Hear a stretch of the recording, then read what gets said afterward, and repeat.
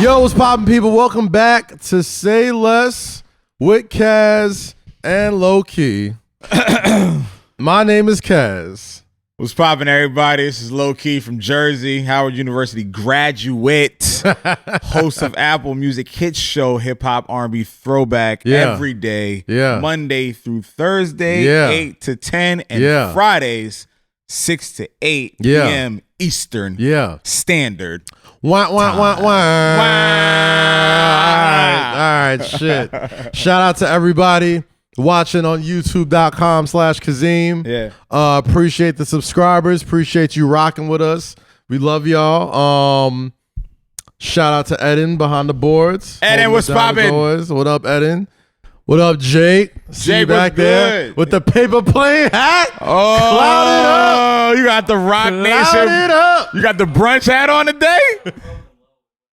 Nah, I'm wearing the flag today, baby. I'm flagged out today. You repping gang or please. What up, Lenny? What up, Emery? What up? Brunch I've never been to one yet. Shout out to everybody watching on youtube.com/Kazim. If you're not, make sure you're subscribing. Man, you guys have really, I don't know what's happened in the past. I mean, outside of Rory coming through, but I don't know what's happened in the past couple of weeks. I feel like a lot of the old gang, the leftovers, you know what I mean? Like, I feel like, you know, I didn't really get to really promote this show the way I wanted to promote it, right? Like, I feel like once we got started, it kind of felt like, you know what, let me just do this for quarantine just to keep my sanity. And it's really started to grow a lot. I feel like a lot of old listeners are starting to catch on, and I do appreciate that. So if you're coming past here from Flagrant 2 or coming past here from wherever, just know I appreciate you, and I appreciate you. Listen, man, I think, you know, we always talk about this, we always go back to this conversation about how you just told me, you were like, yo, just give me 3 months. Give me 3 months. And I'm like, bro, I don't want to do this shit because I don't want to say nothing crazy. You were like, bro, this is fun. This is how we talk. Yeah. And every day, like, I'm looking on my Twitter every time we release an episode, and people are referencing like certain arguments we have. And people from, you know, South Africa and London and, you know, just all over we're going worldwide now. You're starting to feel it. You're starting to feel it. So, you know, to your detriment, like you have, you know, anchored this ship, and I was a little weary. But now you're all in. You're all in. I put the life jacket on. I didn't know where this ship was gonna go, but now I didn't took the life jacket on. I can swim, baby. I'm down to swim. I can swim. Yeah, so we Gucci, man. So course. so thank you to everyone who is attached to the Say Less family. Obviously being here with Kaz first, but then, you know, when I came on, my people that came through, and yes, sir, there's random people that just, you know, fuck with us and how we talk. This is my best friend. This is my brother. Like, we talk like this. It's just now it's a camera in front of our face. Word. And you know what? Shout out to everybody on YouTube watching. If you're not watching on YouTube, shout out to everybody subscribing on the podcast, whether it's Apple, Google, Spotify, SoundCloud, Amazon, everywhere you can listen. Speaking of Amazon, hey, okay, all right. I mean, we could. Hey, I'm speaking of. All right, speaking of. So yo, listen, right? So for like the last 2 to 3 months, right? This nigga's been working on a project, right? I can't wait for y'all to hear it. And that's all I'm gonna say. I would be like staying at his house because he has a nice house for one. Thank you. I would stay at his crib, but every morning when I get up to smoke hookah and drink Jameson, he's like doing he's doing a Zoom call with X, Y, and Z person. And I'm just like, so then he finally tells me what it is, but I can't tell. I couldn't say anything. Yeah. And finally this week they announced it. Amazon Music, DJ Khaled, the first one, Amazon Music, October 15th. Yeah. First 2 episodes. I'm not even gonna. Don't even do it. Don't do it. First episodes, October 15th. Check it out. Can't wait for y'all to hear it. If you a hip hop fan, let me get into my talk to him. Come on, man. Let me get into my Don King real quick. No, because when I did the Apple Music shit, y'all niggas was like me. Nigga, let's go. Talk to him, bro. Real quick. Talk to him, bro. A lot of people talk about doing things for the culture. Okay. Right? A lot of people talk about doing things for the culture, for the right reasons, for the right ways, right? There's so many podcasts out there. There's so many things out there that perpetuate nonsense, that perpetuate gossiping and perpetuate talking stuff and all this type of stuff. The reason why I'm so proud of this project is because it is truly cultural. Okay. And I know, and shout out Khaled. Me and Khaled had like a really good talk the past couple of weeks. So I know he's watching the show. He's locked in now. You know what I mean? There we go. Shout out to the big homie. But also shout out Lenny S. Shout out Lenny S, of course. Lenny S, what up? Shout out everybody on Spring Hill. John, Ray, there you go. Jamal, Mav Carter, everybody. There you go. PR. It's gonna be a massive show. I can't wait. I mean, I can't really talk about it yet, but once we start hitting that rollout, I can't wait for y'all to see it. But like I said, there's certain things that speak to me, like personally and professionally.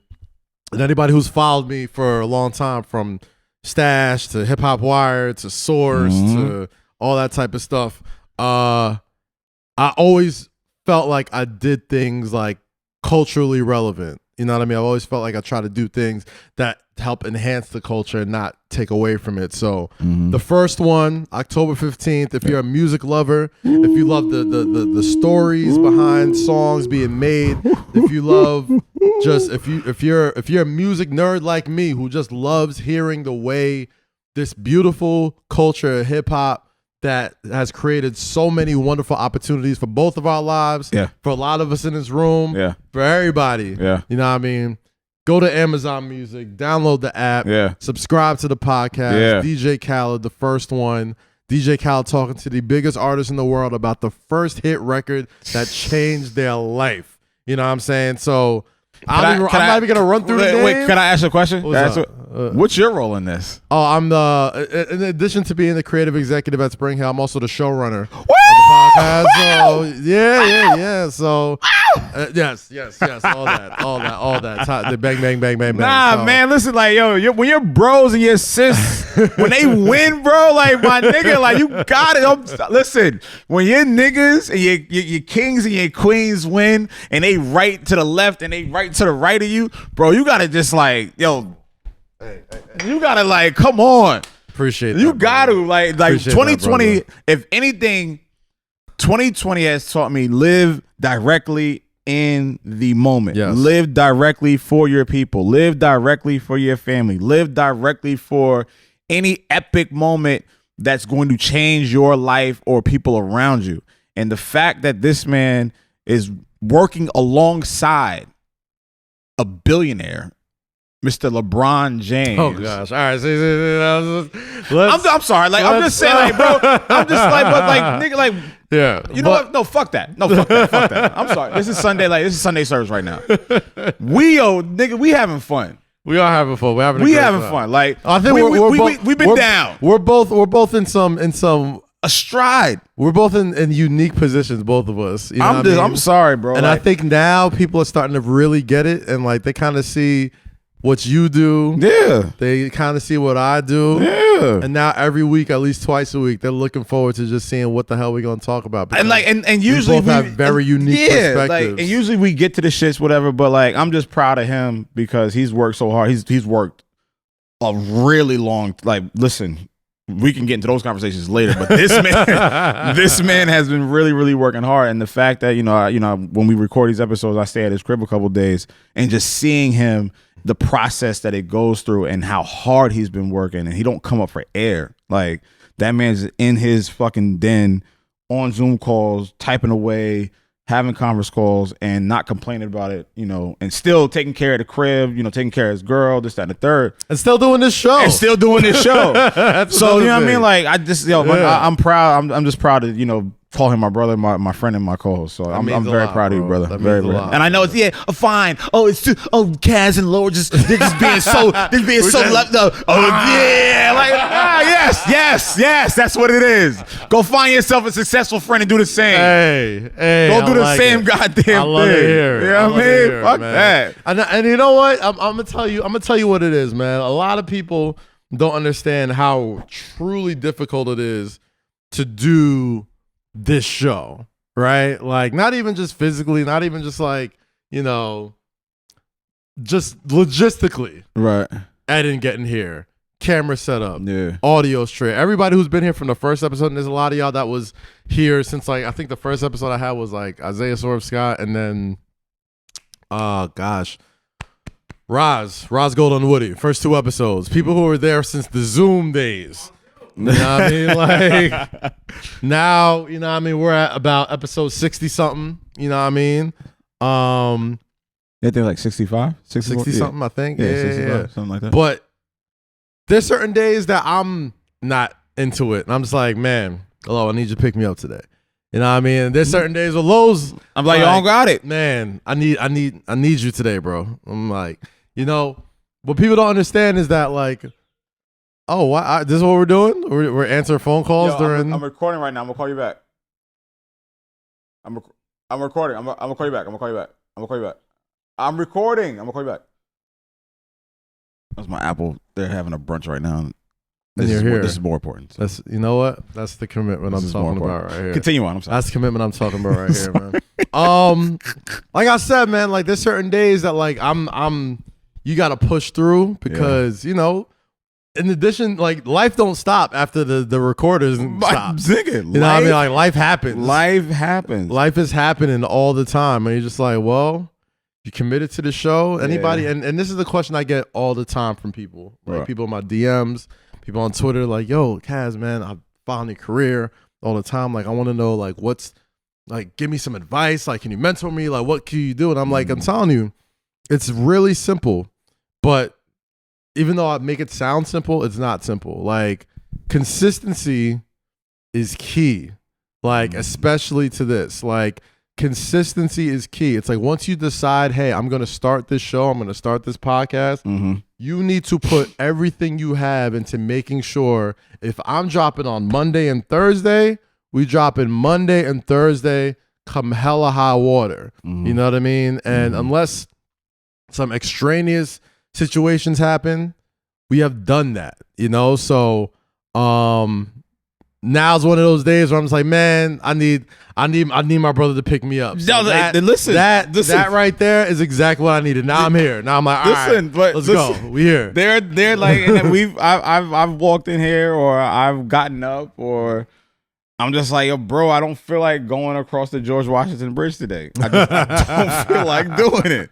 Yeah. But when we get here, and Kaz will make a joke about what I'm wearing, or Kaz will make a joke about my hairline, or whatever the case is. Kaz will make a joke, and then, you know, it's a family environment now. And, you know, like I said, what 2020 has taught you is you got to live in a moment. And I don't know what this is going to turn into. I don't know what it's going to be in the next 2 months, but I do know the previous 4 to 6 weeks have been therapeutic, have been eye-opening, and have been, you know, just flat out fun. Not only because of the conversations me and him have, it's the interactions that I get after our conversations that we have as just like best friends and brothers. Like it's not some shit was like, okay, we got to talk about this today. Yeah, we run in and we just go head first. And, and that's it. That's the beauty of doing your show with your best friend. Like we don't do no notes. We just we eye each other up. All right, let's go there. Pour something in the official Say Less mugs, which will be on sale very, very soon. And then we go through the drops, and then he says something, or I say something. Something triggers. And triggers, it's a trigger. And then we're rolling. Yeah, it's a trigger. What I mean? It's a trigger.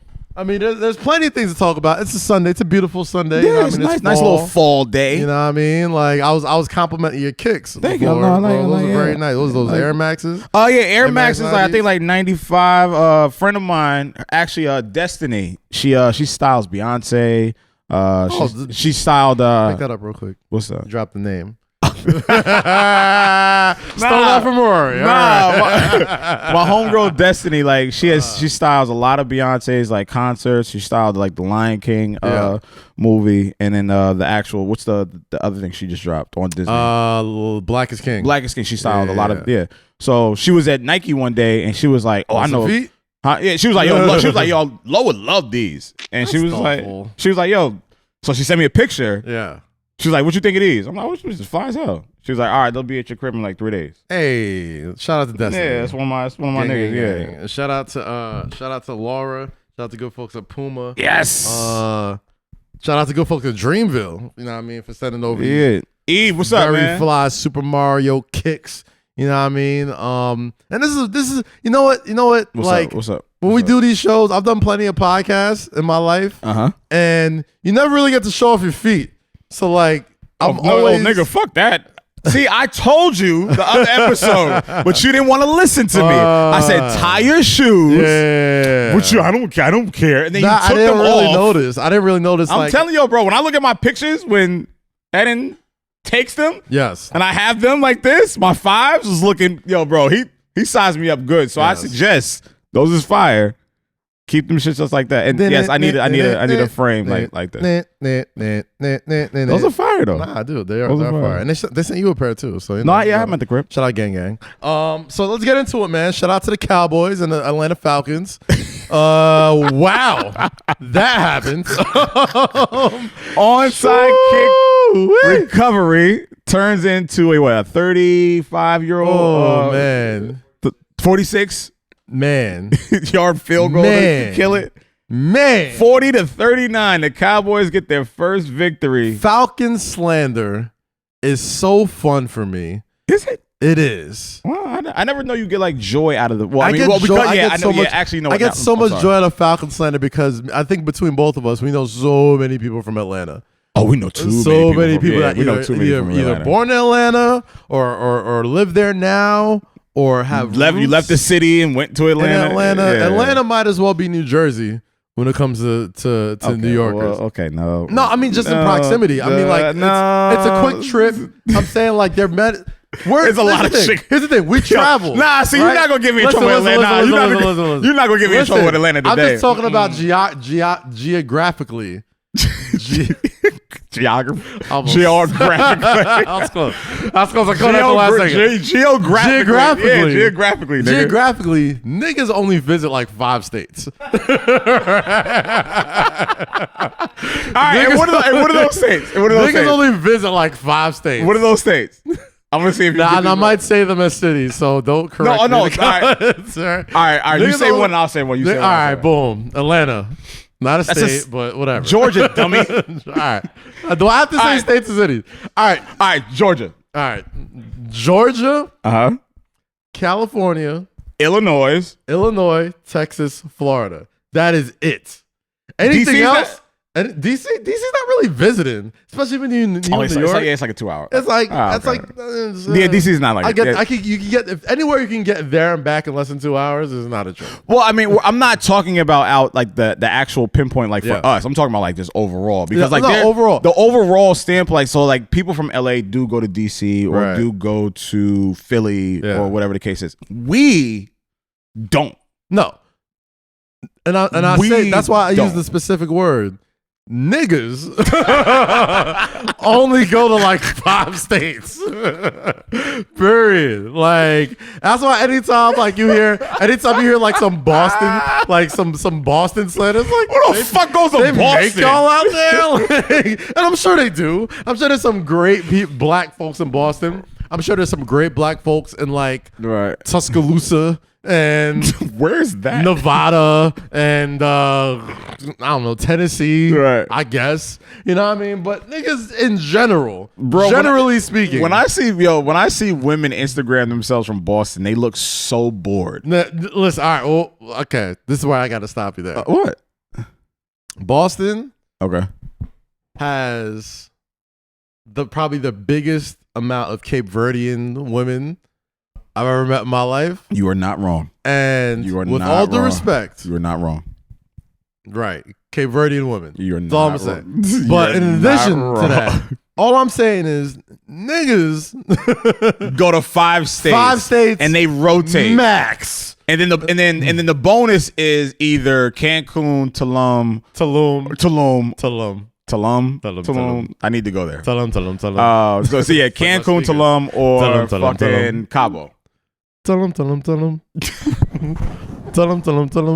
I'm glad you're feeling good. I'm glad you're feeling better. Don't piss me off. Don't piss me off this episode. No, just don't piss me off. You don't get to that level? I know I get it. Don't piss me off this episode.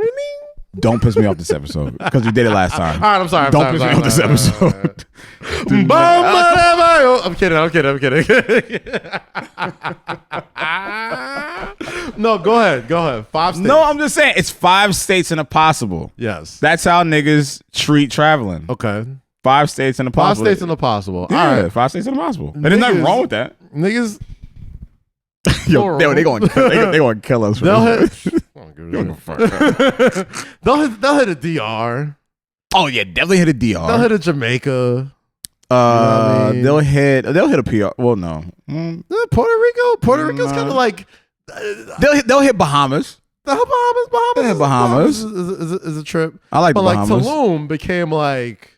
See, like I don't, which is tight. I'm not mad at that because like it looks fire as fuck, and then like mad people were down there where it was so spread out where like you didn't know like so many people were down there. So I'm looking at like Sydney went and like she enjoyed the fuck out of herself. So I'm just looking like, bro, that shit looks kind of fun. Like I would not like. Went last year. We went to Cancun. We flew into Cancun. We were staying in Cancun. Yeah. And then we drove to Tulum. And but Tulum is like, it's very kind of reminds me. It's like if somebody dropped the Heights right in the middle of Jamaica. If somebody dropped Washington, you're driving and it's tropical and it's beautiful and all that type of stuff. I'm talking about like the city life. I'm not talking about like the beaches or whatever. Right. Because we didn't stay in the beach or none of that stuff. We went at night just to like go hit some clubs and parties. And right. So it's like driving, and then like then you start like, oh okay, hookah bar, oh okay, clubs, oh okay, Coca Bongo, okay, like this nigga was and on it's just Dykeman. like, and it's like, yo, this is just. Like, this is very Dykeman-ish. Like, I could get with this. You know what I mean? Like, and then it's fun. But, you know, shout out to Tulum. Like, it became, like, the go-to spot for a lot of folks. It was a very quick trip. And consistent getaway over the last 2 months. It looks fire. To me, it looks fire. Super I would fire. love to go. And that's why, you know, black folks are so dope as travel agents, right? Like travel, like every black guy I know, or black woman I know somebody that either runs a travel club or runs some sort of travel Instagram or something of the sort. That finesse is crazy. And it's a great finesse. You know why? Do you know why? Why? Because niggas only go to 5 states. They only go to 5 states, God damn it. I love my black people. I love my people. I love my people. You try to look at me like it's not. Don't look at me like I'm crazy when you hear somebody's from like Wisconsin. You know what I mean? Like, yeah, you know what I mean? We was out in Milwaukee. Like I heard like Jimmy Butler. Jimmy Butler's from Milwaukee. Right. Does he look like a nigga from like No. Like this been on your mind for a minute? Listen, I'm not gonna sit here and act like I'm the most non-ignorant person. Right. Okay. So like if you look at a guy like Jimmy Butler, if you gave me 12 guesses to where he's from, Milwaukee is not on Milwaukee the top 10. doesn't crack top 30. You know what I mean? Jimmy Butler, when he got drafted to the Bulls, I'm like, that fits. Like that looks very Chicago. That's a Midwest looking. You know what I mean? Like I can see that. It fits like a glove. Yeah. And you know what? Speaks to my complete ignorance to everything else in the country, right? Like this is why it's a crazy segue, but this is why the election this year. Oh shit. That's a great segue. Is so like important. It's so important. But okay, so tie it in. Let me tie it in for me. Before I get into the jokes, everybody, if you're listening to this, register to vote. Okay. I live in New Jersey. The last day to register to vote is October 13th.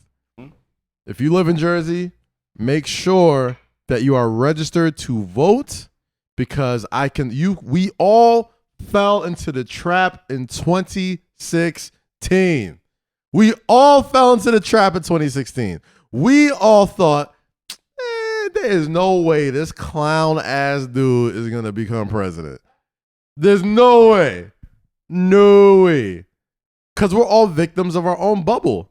we all sit in our own little bubble. We all have like our own sort of like ecosystem or network of friends. Okay. Where a lot of times we don't even see other people's point of view. I think that's extremely important.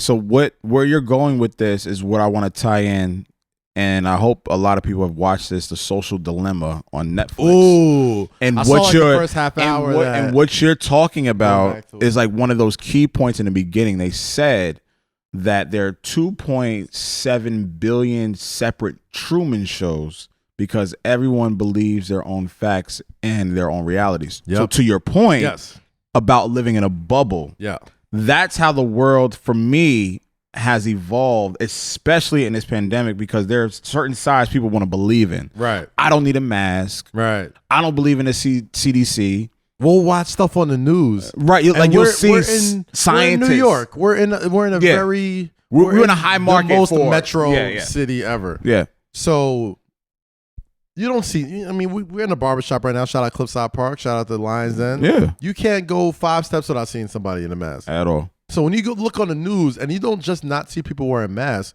but they're like aggressively against it. Yeah, against it.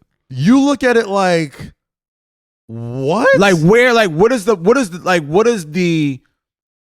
end goal for you speaking out against this? Like what's that end goal? What do you gain from, like, if you listen to any scientist, anybody who has any sort of like medical or health like expertise in a virus that travels, you know what I mean, airborne through the nose, through the mouth, or whatever. It ain't about you. The mask isn't to protect you. The Karens and the Toms have made this thing about them. And I was watching a clip on Twitter today. Shout out to my nigga Andreas Hale. You know, everybody knows OG. Andreas, the legend. The legend. Andreas, bro. Yeah. Former Say Less guest. Great guy. He tweeted a video of Bill Burr and Joe Rogan having a conversation. Yes. And Joe Rogan...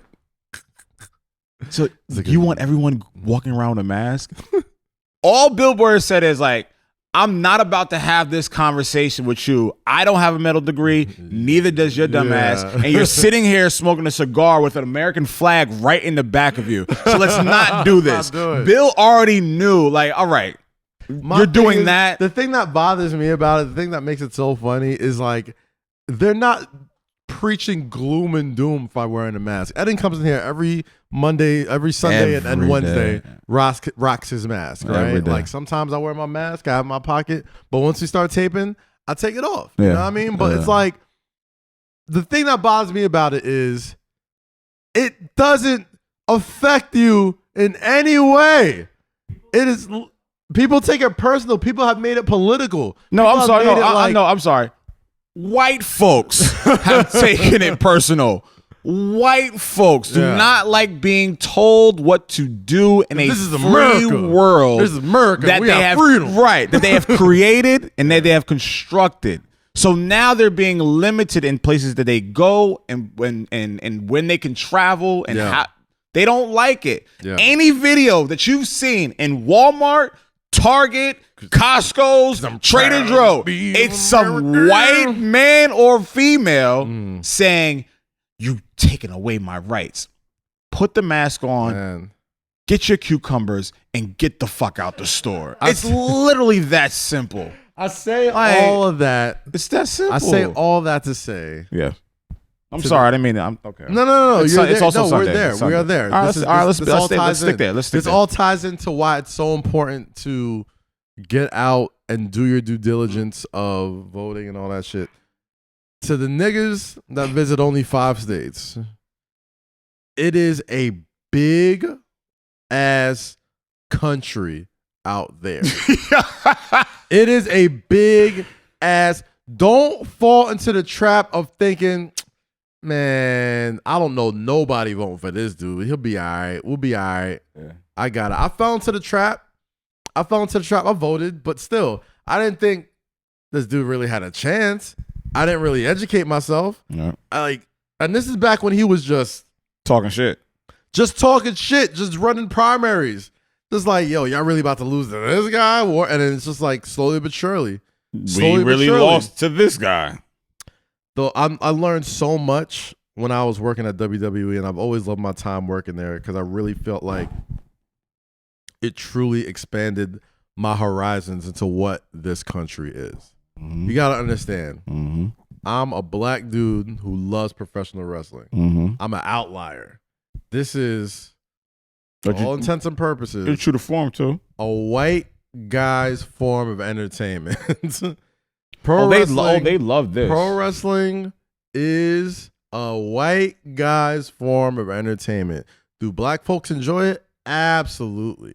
Are we getting better places to where it's more acceptable to everybody out there? Absolutely. Right. But at its core, the way it was founded by me, the way I knew it, it was white people. And when I was on the road, smells like America. Yes. When I was on the road, I'm starting to see, you know what I mean, places of the country that I would never willingly go. Like, there's no way in hell I just willingly go to Des Moines, Iowa, or Tulsa, Oklahoma, bro, or like Stockton, California, bro, or like all these places. But it's like that, and I literally understand that. But like when we were doing trap, we would go to like, I never went to Pittsburgh. Yeah. And Pittsburgh's like, but it's not terrible. It's not that bad. It's not that bad. I'm like, yo, at least you're still going to like metropolitan cities. Yeah. You know what I mean? Like as hard blue collar of a city that Pittsburgh is, and you know what I mean? At least they got a football team. At least they're a big city. Then I went to Seattle. At least they pop up on an abacus on a map. You know what I mean? Bro, I'm in cities where it's just cows and grass. Yeah. So your eye-opening experience to the other side of America. Experience. The other side of America is very vivid. Because after every show, if you weren't traveling to the next city, if we were hopping on the flight the next day to go back home, you had time to explore the city. Ooh. You had time to be around and just see what certain cities had popping on a random Tuesday night. And what I learned was that there were certain cities I was just going to stay in my hotel. What's the HBO Lovecraft what was it? Lovecraft Country. Lovecraft Country. Yeah. I don't know if you guys watch this, but my girlfriend makes me watch it, and there's one episode where they went to a diner. And as soon as they walked into that diner, they were like, the cook and the waiter looked at them. So I'm imagining what that still happens. How that looks for you in 2019, 2020. That still happens. Not to say it's overtly like, we don't serve your kind here, boy. Like, it ain't like that. It's slick now. You know what I mean? Like, it's a slick sort of like, so where you from, partner? You know what I mean? Oh, what you into? You a basketball? You that? Like, it's slick now. You know what I'm saying? Like, they don't do the, we don't serve your kind here, boy, shit anymore. You know what I mean? Like, it's a very different sort of America is slowly getting back to the way of saying, what you want, nigger? Yeah. America is slowly getting back into that mindset. And you knew it was happening because everything that we see, everything that we hear in these cities about like racial injustice and certain sort of interactions with people of the opposite race, it's happening in big cities now. It's happening in the metropolitan area. It's happening in New York. And that's why there's so much outrage. There's so much like, not in our city, we're going to protest, but this has been happening in America everywhere else. The thing about everywhere else. The thing about it, Kaz, is like when you look at big cities like New York, LA, Houston, Atlanta, DC, whatever the case is, these people have been hiding in the wings like bats. Yes. Like, silent majority. That's the scariest phrase. The racists are the silent majority. And unfortunately, we have a dickhead of a leader in the White House that allows that rhetoric to bleed through these cities and these states. Yeah. So now when we paint a Black Lives Matter right in front of the White House, and then you see it the next day and it has red paint over it, every time I go down Fifth Ave in Midtown, I see red and black and blue paint over the Black Lives Matter. That's how you know there are people that do not understand the process of like, hey, we are equal as well. Right. And they have a really, really, really, really, really hard time understanding that not only that we built this country. Okay. Wow, we're professional. Silence your phone. Let me call you back, Rory. I'm recording right now. This is the second time? Who's that? That was Rory. Hi, Rory. But anyway, like, I'm sorry, I apologize. But this is what's real. But but no, they're uncomfortable with voices being propelled in a mainstream way. Right. I think that's what a lot of people do not have a comfortable feeling about. What they don't have a comfortable feeling about is it was never for us. Like, it never will be either. It never will be. It never will be. The older I get, the more I'm becoming more of a, like, you're okay with it. I'm not even okay with it. It's just like, damn, this is just how it is. This is just how the fuck it is. And yes, voting him out isn't going to be the end all be all. Nobody has said, wow, if this dude gets once he's not president no more, everything's going to be solved. Nobody's saying that. What people are saying is there are steps. There are ways that our democracy has worked for years, that in the past 4 years, it has only worked for certain people, and for the vast majority, it hasn't. And to protect that, or to even get the certain steps to where people are even heard, this dude has already proven he don't give a fuck what you think.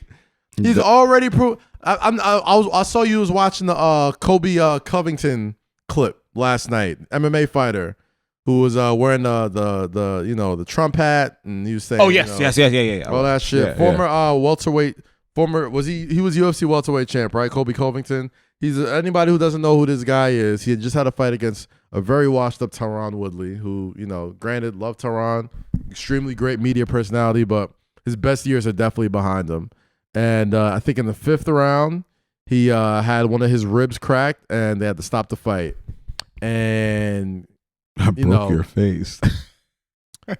Kobe Covington hasn't, won a fight since the current UFC welterweight champion, Kamaru Usman, beat the brakes off of him while he was speaking that super Trump, red state, all lives matter, make America great again rhetoric. He is probably the most,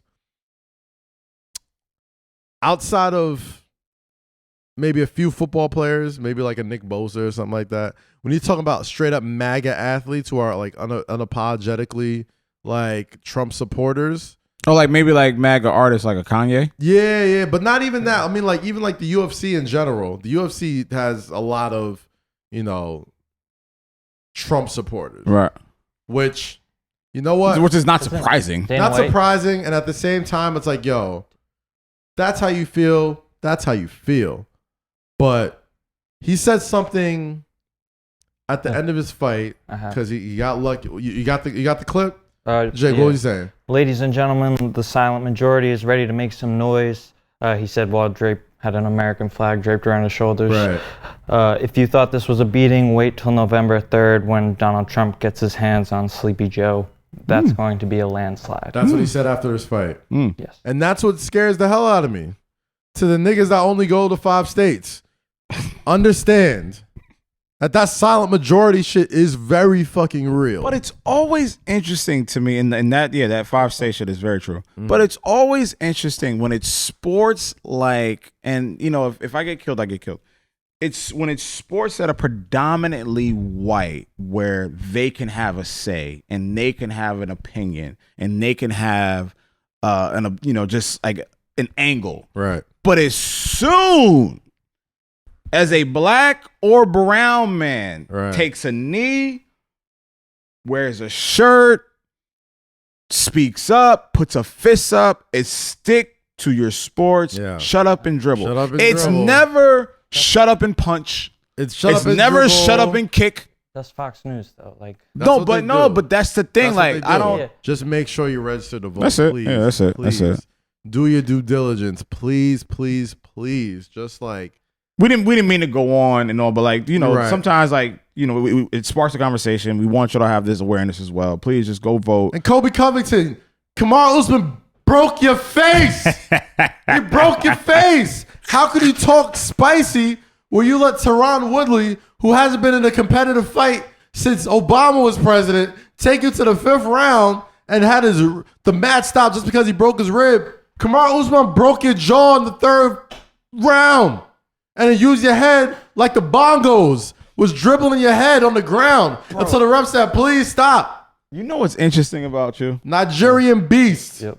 Nigerian nightmare, Kamaru Usman, man. Come on, son. You're also Nigerian, so I love that. Ain't nothing better than, oh my God, bro. If this is my barbershop, I'd have a picture of Kamaru Usman beating the Pope out of Kobe Covington hanging on every wall. Because he was talking that same spicy shit before the fight.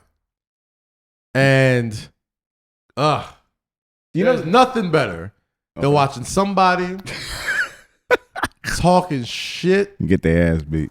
That is the beauty of fight sports. Bro, you ever seen a Karen get they wig just rocked off because they were just the entire time? That's great. I love seeing that too. I love me it's in the same vein. I love me a good World Star, Roundhouse, Walmart, Target, Costco. Yeah, I like that. I love me a good I like me a Costco's Rumble. But there is nothing better than watching. That's why, as much as I don't agree with Kobe Covington, I think he's so essential. Because you need somebody to go out there. You need somebody to beat their ass. Like, that's this. Yeah, I'm that. Because now you got all these people. He got people lined up, ready to go. You got everybody that believes in what you believe, and they ready to smack the fire out of you. And then you got a guy like Kamaru Usman, who, granted, didn't put on the most spectacular fight last fight. Not the best trash talker. English is his second language. Yoruba boy. He's from Nigeria. He's not going to talk shit like you talk shit. And that's just not the Nigerian way. My man said, I broke your face. And this is just me too. Like, and just most Nigerians in general. Right. Talking shit only goes so far because, like, eventually you going to have to see me. And when push came to shove, he didn't just beat you. He broke your face. Your jaw was here. Your cheeks was here. This reminds me of a specific situation in hip hop. A wise man once says, fuck a blog, dog. One day we gonna meet. When I heard day we gonna meet. When I heard that lyric, I said, "Nope, no more critiques." Kobe Covington, I get it. I get what you're doing. You're on the downside of your career. Right. You got to talk your junk. Right. We ain't got no Conor McGregor no more. Right. We need a guy that's got the yappity yap. So you got to back it up, though. So you can sell some fights. You got to back that up. And nobody's taking anything away from him talent-wise. The dude could scrap. He's a hell of a fighter. Right. All I'm saying is the dude who beat you was a black man, an immigrant. And you were talking all that shit about immigrants. You were talking all that shit about... Kaz, again, where's he from?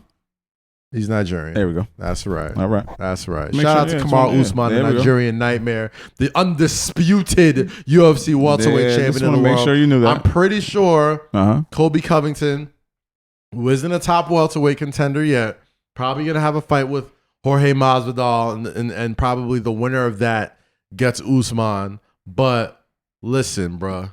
And that hat was trash. Keep America great. Yeah, it's fucking Bitch ass lame. nigga. Both of them motherfuckers. I hate to get political on this show. I like to keep it. I don't like. We don't do this very. We often. never get political on and this show. I wanted to say something real quick. I'm like, when you have that dark stealth attitude, and you're not really like strong silent. Yeah, strong silent, bro. Like I know there's something brewing. Yes.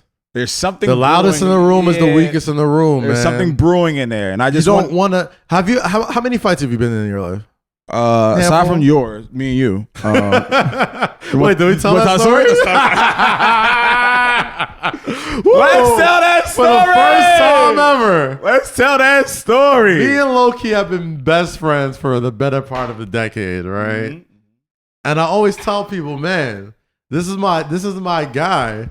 But I think we've only either argued or disagreed one time. This was not a disagreement. This was not a disagreement. Here is that story. Take it away. So way back when, when 4040 first opened. Yes. Yeah. Way back when, before the time of group chats and group texts and Twitter threads and all this type of stuff, we were on a email chain. Damn, Patrick Mahomes, he's thinking it up. Of friends. We were on that as well as BBM. As BBM. Oh my God. BlackBerry, BBM. BlackBerry Messenger. BlackBerry gang. You know who you are. So if I remember the story correctly, and correct me if I'm wrong. I want to see where we go with this one. Because if you get it wrong, I'm gonna fuck you up. And if you tell it right, so why don't you tell the story? No. I want to hear. No, I want to hear your perspective. No, keep going. I'll be right here with the cliff notes. Listen, our group chats of that day, our group threads, our email threads, our BBM threads were mostly either sharing events that we were going to link up at or jokes. Lots of jokes, right? If I remember correctly. Okay, let's hear it. I mean, no disrespect, because I'm pretty sure she's watching. I mean, no disrespect to Low's sister. But we were joking around, and I said something about Low's sister, and mind you, this is years ago, about being intimate. It wasn't explicit. It wasn't anything like that. I think I said something along the lines about, oh yeah, she looking good, or something like that. Like, so let me pick it up from here. I definitely listen. I'm not make this a fucking clip. I'm not taking anything away from the situation. I completely own the fact that I started this. So but you escalated it. I escalated it. So I said, "Yo, relax. Keep my sister's name out your mouth." Cam, Kaz, Della, Niles. They have a thing where they'll egg me on and they'll keep going because I'm emotional and I'm sensitive and they can pick that off like a fucking, a sniper wherever. So they knew. So Kaz, they're all laughing. Yes. But Kaz is the one that's going down the fuck, just like, doing it. Poke. And we all got that friend. That's that we could just. Kaz is that friend. It's like, come on, let's Kaz. See how far see how far I can poke this. Kaz keeps going. Nah, I'm just saying, dog. Like, yo, your sister. I'm like, yo. All right, cool, got it, cute. That was funny. Leave my sister's name out your mouth.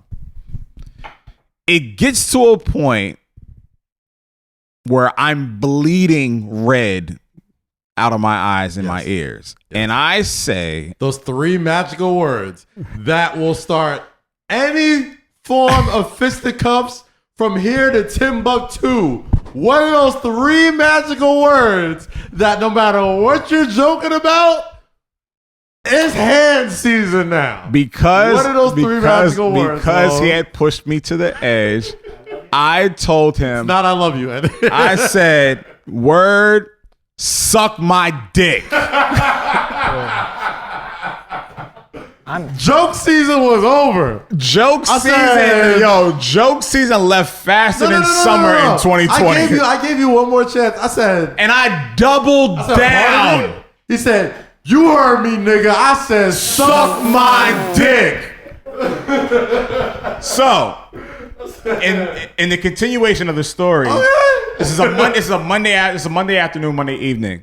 At the time, we were hosting Monday Night Lights. Yeah, we're hosting Monday Night Lights. Shout out to 4040, Melissa Ford, Jamal, and Jazz. Rest in peace. So, he like, word. I'm like, yo, meet me at 4040, nigga. Now, mind you, I'm a $120 wet. This nigga's like 250. Jokes was done, mind you. Everything we had a few thread messages where it's still jokey. No. The same thing with Kamaru Usman where jokes just stopped. He was like, okay, all right, bro. Okay, I will see you there. So all Kaz said was like, bet. So I'm like, bet. Hey. It's like the sun is setting. Was it 2011? It's like 2011, 2010, like 2011. It's a minute. It's bro. At least a decade ago. So I pull up the 4040. I'm ready. Right? I'm ready. I know I'm gonna get my ass whooped, but I'm getting one hit in. I'm gonna fuck this nigga up on one hit. I'm sitting here, I'm like, damn. And here's the tricky part. I'm like, everybody knows that you're a $120. Nobody ever talks about being the favorite in a regular fight, okay? Like, me being this big dude, not like I have to win. I have to like maul you. Like, if you get like one clean shot off me, no one's gonna remember if I won the fight. Everyone's gonna be like, yeah, Low swung the shit out of this. All I wanted, he got heart though. All I wanted was one. Bro, all I wanted was one across the right chin. That's all I wanted. I'm like, yo, he's gonna try and sneak me. He can't see me with the one on. I can't. Like that 1-on-1, I'm dead. My plan was like, I'll tell you my whole strategy. Talk to me. My whole strategy. Talk to me. I wasn't gonna square up with you. Oh, nigga, I wasn't gonna square up with you. I was like, if I get my arms on him, he's done. It was gonna be Rampage Jackson, ground and pound. Like I have a strong center of gravity. I'm going to he's gonna swing on me, and I'll take the first one if it means I can grab you and maul you. Because I'll be real. I hadn't really gotten into a hand-to-hand combat in a long time. Right. I'm like, all right, maybe my hands might not be the slickest right now. Right. I haven't really gotten to a real scrap since like college. So I'm like, damn, all right, let me see if I still got it. I'm like, all right, but he like a $120. I'm like 220 something, 215. I'm like, body slam, ground and pound, someone will pull me off. This was my approach. This is my approach coming in the 40-40, trying to fight this nigga. I don't know where I was working at the time. I don't know where I was. But I know before I walked to 40-40, there's a bar down the street. I took 2 shots. I'm like, I'm Iron Man. If this nigga kills me, I'm not going to feel it. And all I kept thinking, this is me. This is me. He's gonna have a hard time. He's gonna have a hard time catching me. So all I gotta do is get one right across the chin and just run upstairs. Just run upstairs. No one's gonna chase you. I would have lost the fight. No one's gonna chase you. If he got the best shot and I couldn't grab him and get like I had to get like my plan was like, yo, someone has to pull me off. Like if we're squaring up and it's just if it's one of these yeah. And it's like all right. It's like no, I'm too big to square up. I'm too big to have like I'm too big to leave it to the judge's scorecard. Right. Okay? It has to be. It has to be. I gotta fuck you up. I have to finish the fight. Yeah, I get you. Like somebody like Herb Dean needs to come in and grab me. It's off like the all right, wall. enough. Like, yeah. If we're sitting here doing all this, All I know is for the next couple of months, niggas gonna be like, yeah, Low fuck Kaz up. Low, this nigga Kaz can't fight. All this shit. I'm like, fuck. Yo, ladies and gentlemen of the jury, all I wanted was one. If I got that one hit across that man's face, oh my god, oh my, it was good. All right. So we get to 40-40. So we get to 40-40. I'm there first. He pulls up, and I think it was Fox that broke us up. Yeah. So yeah, the first thing he says, like, there was still a little bit of part of me because you can't really tell tense until you see it. Oh yeah. Until you see the energy up close. So the first thing he said was like, "So what's up?" You felt my energy, right? You felt my energy, right? He got hard. I'm like, okay, let's go. So I'm still thinking like, there's still a little part of me. I'm like, Low's my guy. I'm like, maybe he's gonna be like, God, come on, show. But he was still like, he came up to me like, "So what's up?" So I was like, I was ready. "So what's up?"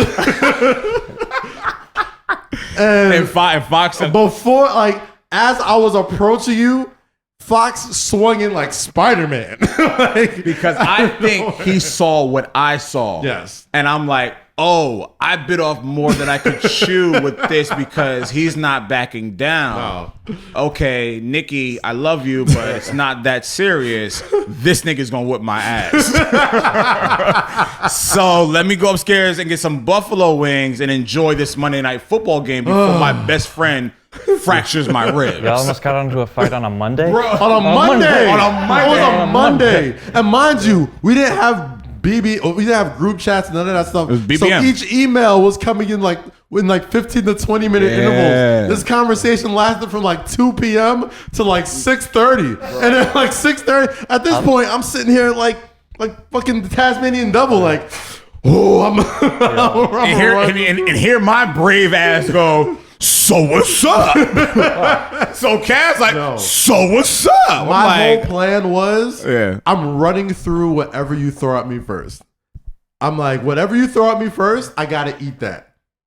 Because I needed a decisive victory. I couldn't just like Kaz, I literally had it planned out in my head. Walk up like you don't want to fight. And just steal off on him and run up the steps. He can't catch you. You're a buck 20. I still would have caught you though. No, you're not gonna catch me. Now I'm running for my life after I hit a nigga that's 250. Yeah, but then you add in the fact that you hit me already. So like you got to add at least four attributes to my speed. But the fact that I hit you, I go from like an 86 to a 91. But no. But the fact that I landed a punch on you, nigga, I'm Sonic the Hedgehog. Yeah. Them gold rings, I'm getting all of them shit. It all falls out.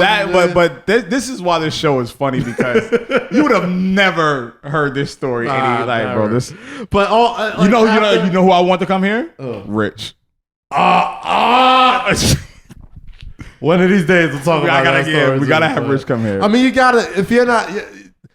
That makes you real best friends if you haven't at least had one moment where you're like, I gotta fucking kill this guy. I gotta fuck this nigga.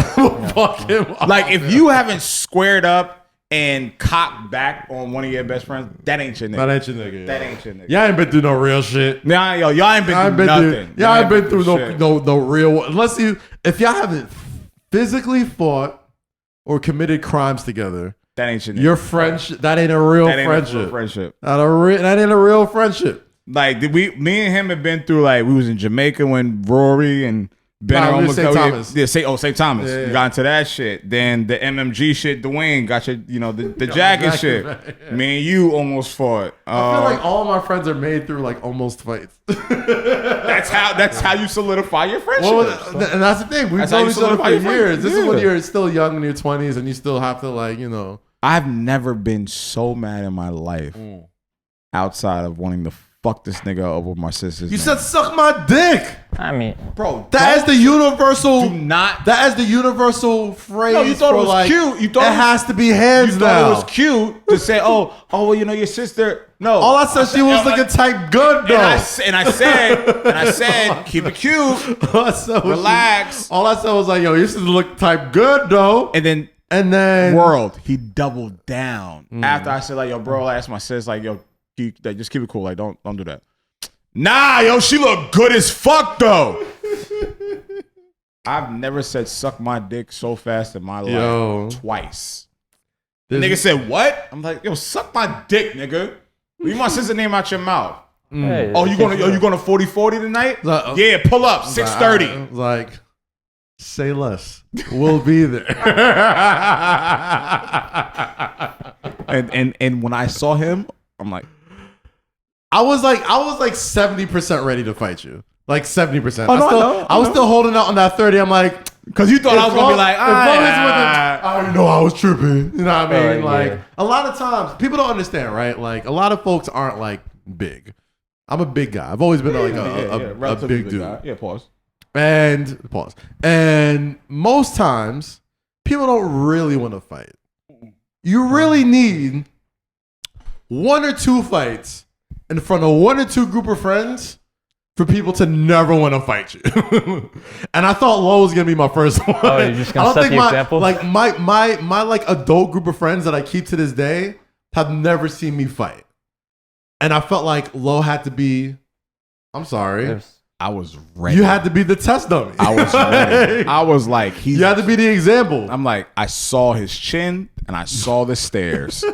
It's going to be a 1-2 combo. Bong, straight up. I want to grab the ankle like Dalcine. Like, you know how Jamie Foxx? He hit the bitch. He in the car. Yeah, no idea what's going on. The club punch. It's like, but that's what it is. Like, but that's why me and him, that's why we could joke about this today, and that's why we can have our conversations. But like that nigga, like I can count maybe like on my hands how many times I've been that mad. Yeah. And the 4 other times have nothing to do with my friends. Yes. He's the only one where I've been that mad where I wanted to. Well, you can't just go tell people to suck your dick, bro. And I asked you not to talk about my sister, and you doubled down. Round 2. And it's not. It's cool. I mean, no, it's cool. We can settle this right now. What's up, bro? I do 300 push-ups a day. Like I'm cool. I'm getting one hit off, and I'm running out. I'm standing right at the. What's up? What's up? I literally would fight you today. I literally would fight you. Like, I literally would fight you. I'm getting one hit, but I might go down, but I'm fucking your ass. I'm fucking this jaw up. Like, all right, stop. Like, no, okay. All right. All right, I'm playing. Don't get up. I'm playing. All right. Man, I'm in a sad mood today. Now you're happy. Fucking prick. Whatever. I'm sorry. Anyway. You okay? Don't I see like you feel better? You know what? I'm just asking you. Come here, no. Oh, you got. Like, I'm not. What are you doing? Oh, you go. No, because like now you're being a dickhead. I'm not being a dickhead. No, all right, don't be a dickhead. Is you gonna fight me? No, don't like. They're like, bro, don't be a dickhead. Like, tell me to suck your dick. If I do, then it's gonna be a problem. And you know I'll say it. Like like I'll. All right, exactly. All right, you can get one off. Yo, suck my dick, nigga. All right, cool. You see what that is? You know what that's called? Growth.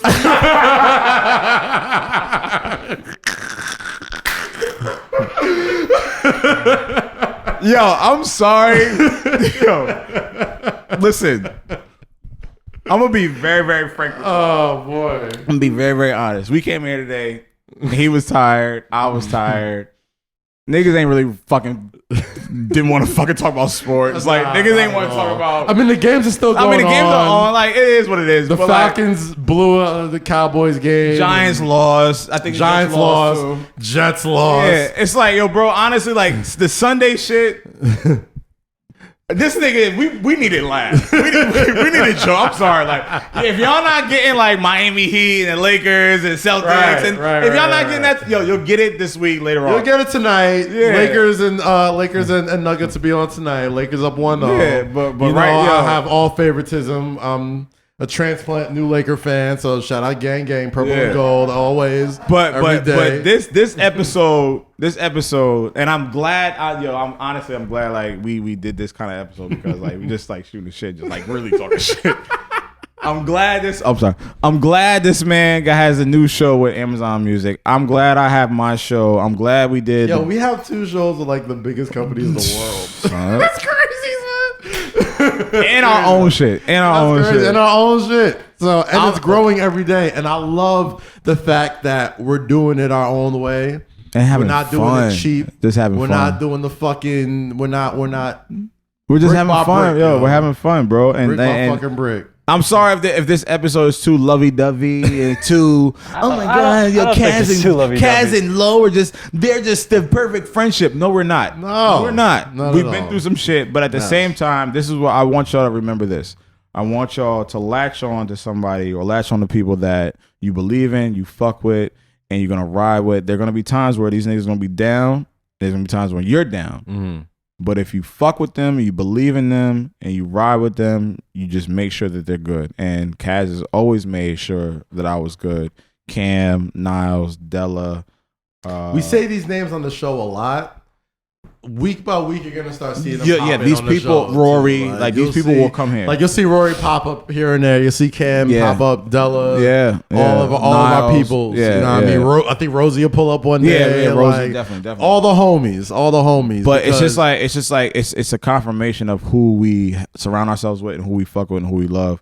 But it also starts, this is his platform. He started this platform and he brought me into this platform. And I just really, really want to say thank you. I appreciate this that, has bro. been like a therapy session Thursdays and Sundays and Tuesdays, and me staying at your crib and Jazz cooking us those great meals and Sydney being there and we just smoking hookah and just being in a home environment. Right. You know what I mean? And I was very skeptical about doing this, but I mean, podcasts are dangerous. I feel like I have. And Rory was giving me some great tips last night, as he should. I mean, hey, if there's anybody to learn from, he's probably the best person to get advice from. I think between both of us, we have enough podcast experience within our homies or within people that we've been around to know what works and what doesn't work. So like the quick growth of this show is no surprise. Like it feels like, and not even to like suck our own dicks or anything like that, but like I always just felt like it was a matter of time. That's why I said just give me 3 months. I might just give me 3 months. And everyone put out 5 episodes a week for like all of April. What's up? You put out like 5 episodes a week for like all of April. Yeah, when quarantine first popped off, I'm like, yo, I'm doing an episode every day. I was on some like moving. I'm like, man, lock yourself in the room doing 5 beats a day for 3 summers. Bro, that's a different world. Like 3 summers. I deserve to do these numbers. You were moving. Remember that guy? Yes, I remember that guy. Well, we're not gonna talk about that. Man, no, that's fine. The kid that made that. No, we're good. Deserves that made back. But honestly, yeah, I'm home. This is good, right? I'm home. There are listen. I'm home. Let's roll, man. What do we got, Jake? What's on the? Do we have anything on the? Yeah, we got a quick ton fix? of stuff we can talk about. The quick hits. If quick you want. Nah, let's whatever on the top of the phone, Jake. Let's top get of the into phone it. Is Nuggets, Lakers, and LeBron getting. I feel like we gotta wait for that. Bron snub for the MVP. Yeah. We can also talk about Bronny smoking that. I don't know if we can talk about that. No. I don't know if we can talk about that. I do think. But I will talk about So it's 16. He got 16 votes out of 101. First place votes. Wow. So also, shout out to Michael Jordan, who won an Emmy for best documentary. Last Dance. For The Last Dance. Fire. Yesterday. Fire. Shout out, and I think this could be a good conversation. Shout out to Stan Lathan, who won his first Emmy for directing Sticks and Stones by Dave Chappelle. If you don't know who Stan Lathan is, ooh, yeah, y'all should know. Y'all should know. Is not only the father of Sanaa Lathan, but classic black television comedy. He's the godfather of black comedy. Can you run down his resume real quick? Gosh. Yo, if you don't put that shit on silent. Hey. God damn it. Jake, you can pull up his IMDb, but like off the top of my head, I'm thinking every Chappelle stand-up you've ever seen, Killing Them Softly, For What It's Worth, Sticks and Stones, Equimity, Def Comedy Martin, Jam. Def Comedy Jam, Sanford and Son. He did Sesame Street. Like run it down, Jake. What we got? Uncle Buck, The Soul Man, Real Husbands of Hollywood, which was Kevin Hart. All Def Comedy, like 5 Dave Chappelle specials. And yeah, I'm not sure. He's the godfather of black comedy. If there's a TV show or a stand-up special or any sort of great piece of black culture, I guarantee you in some way, shape, or form, Stan Lathan was attached to it. And the fact that after all these years, he finally gets recognized. And obviously, like, it's overdue.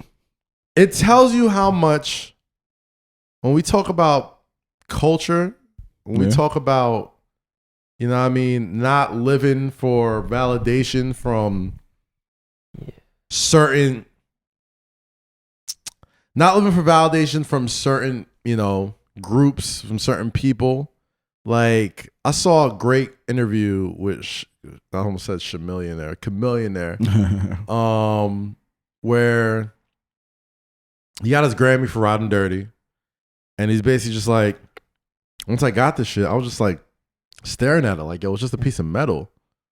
Like, this is just a piece of metal. Like, who convinced the entire world that this little piece of metal can transform my life? It validates me. Like, what? Y'all don't. No disrespect to Chameleon. If I'm a showrunner, if I'm a show creator, if I'm a star of a show that isn't as popular as a Saturday Night Live, or, you know, whatever the case is, to me, my Emmy is when my people of color are laughing every Thursday. Yes, that's my Emmy. That's my Emmy. And Martin and Living Color, those were the memories that I've remembered, like staying up 8-9 o'clock and not being able to go to sleep without not seeing those shows. You feel what I'm saying? Like, so my people, my kinfolk, or my cousins and my uncles and my nieces and my nephews, those are the Emmys that I want. Let me run through his shit, because I want to make sure anybody listening to this who has seen his name and don't know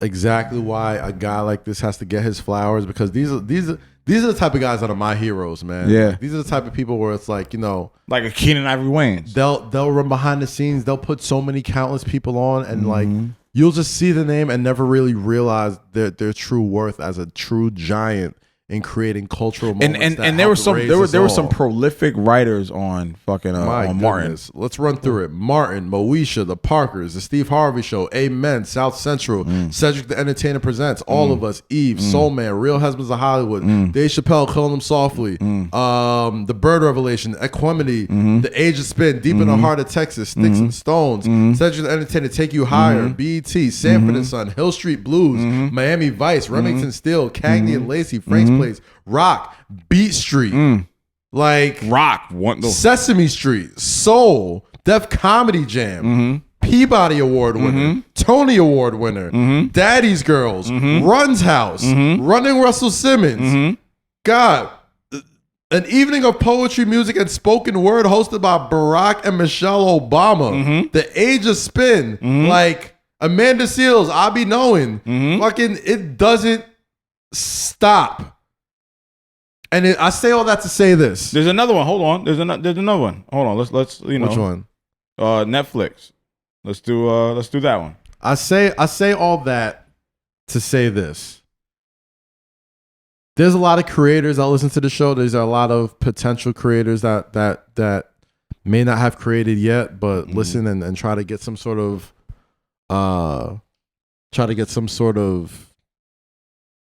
inspiration from this. I say all that to say a guy like Stan Lathan, sometimes you just got to do the work.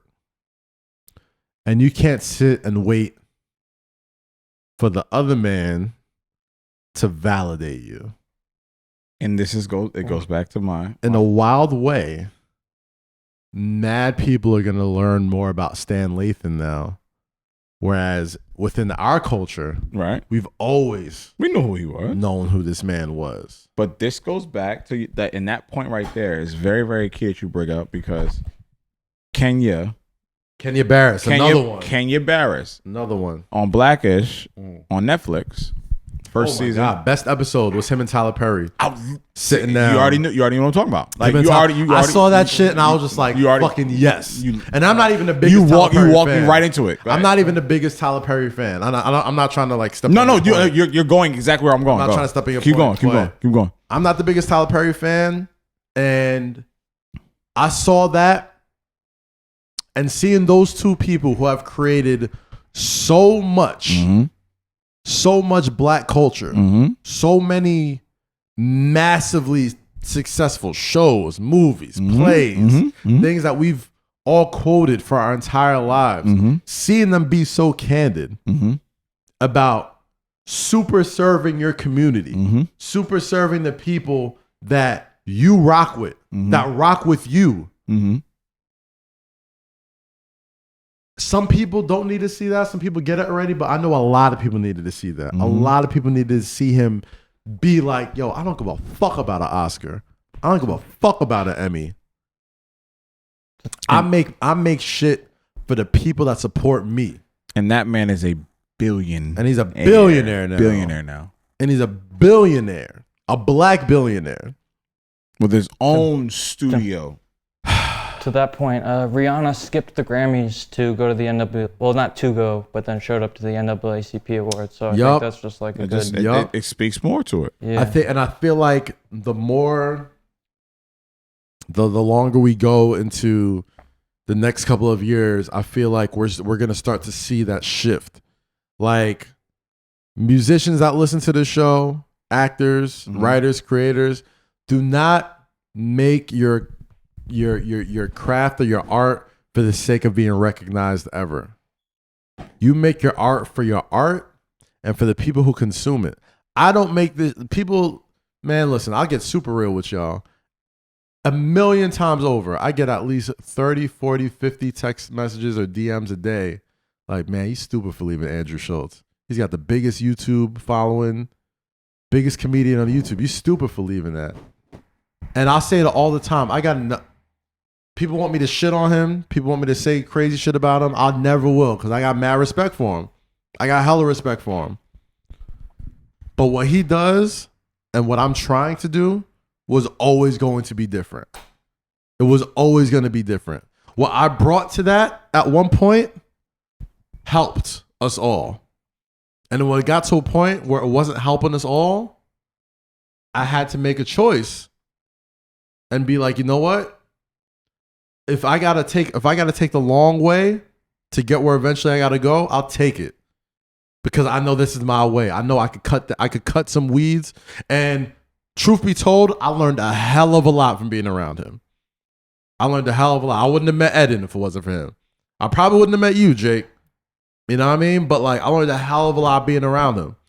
I would never shit on that dude publicly, ever. As much as people hop in the DMs, hop in the comments, saying crazy shit, whatever.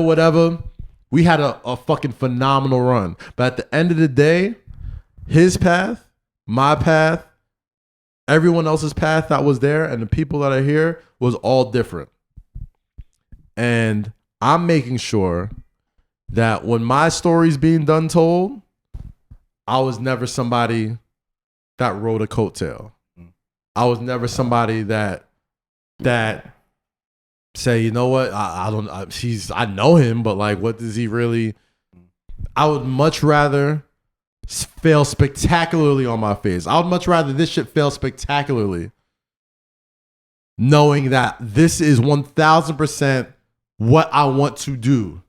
1,000% my vision, 1,000% what I have been trying to create a lane for myself, for the people who fuck with me, for the people that believe in me here, and for the people who just like the shit that I've done for the past 12 years.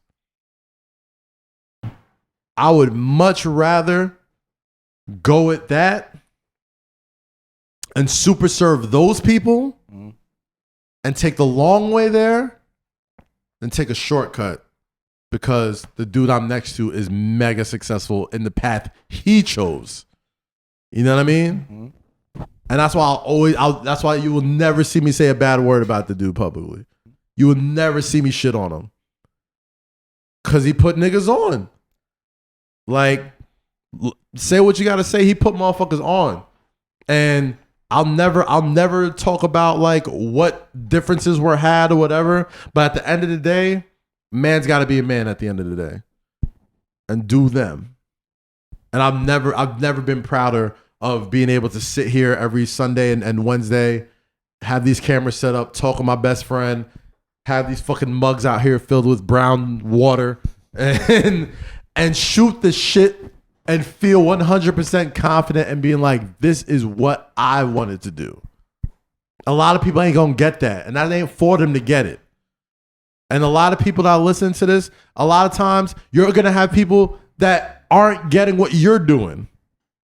But you gotta have a sense of belief in yourself. You gotta be like, you know what? I got hundreds of DMs, at least hundreds of DMs from motherfuckers. Yo, you gotta go back. What you doing? What are you doing?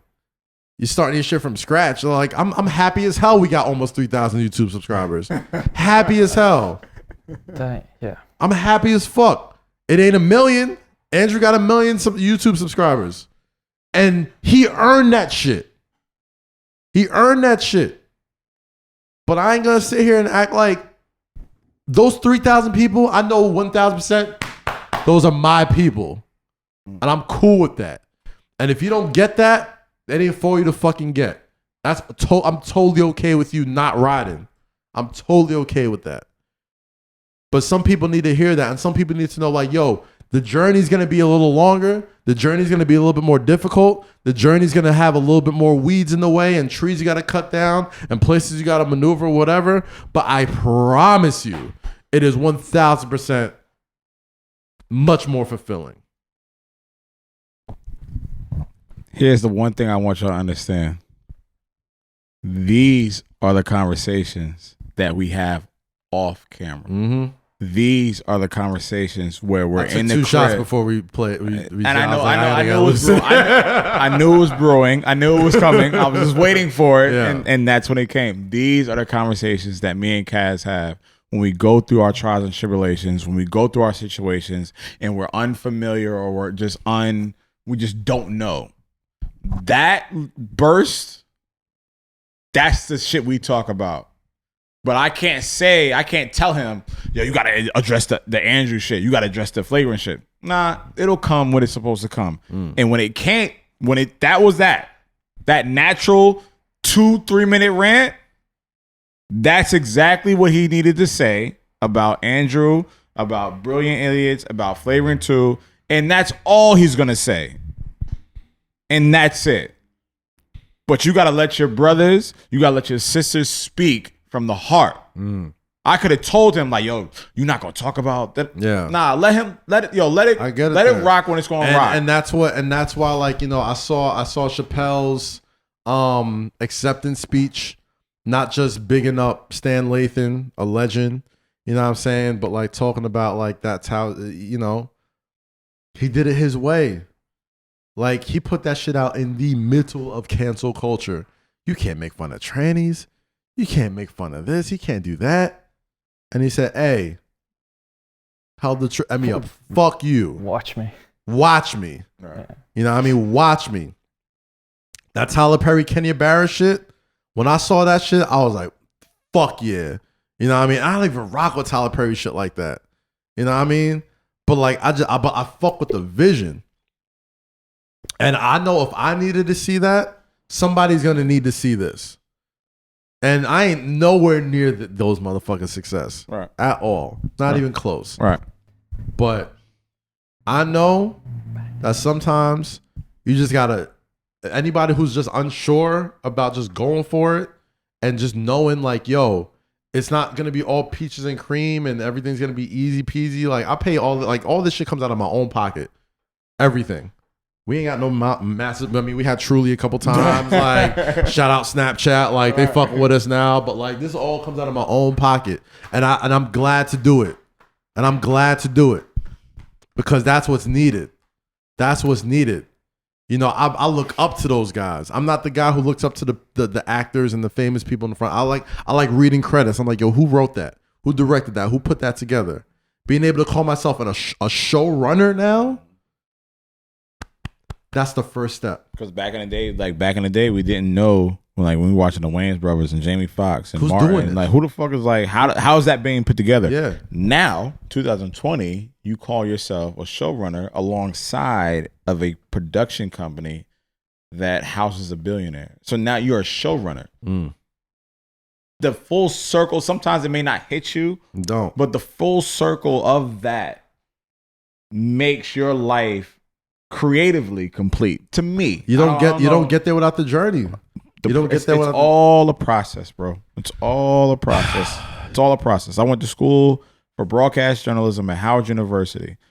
12 years later, I'm finally now at a radio show and actually doing what I love. Yep. Speaking of full circle, you want to talk about Rap Life Live? Yeah. Jake, thank you. Jake, thank you for ushering that in. Howard University graduate. Bro, you got to go back to your alma mater. Bro, like, with the biggest one of the biggest companies on planet Earth.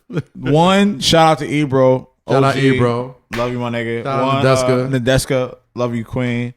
Shout out to Lil Baby, Nas, Rhapsody, and Wale. Falarin, yeah. Falarin, Cuzzo. But after all that is said and done, also shout out to Howard University. All that is said and done, my radio career started at WHBCU 830 AM, and people who are not familiar with that's the college radio station, and that's where I met my best friend Niles Goodwin, and to how we know him, Rocco, but everybody calls him Niles G.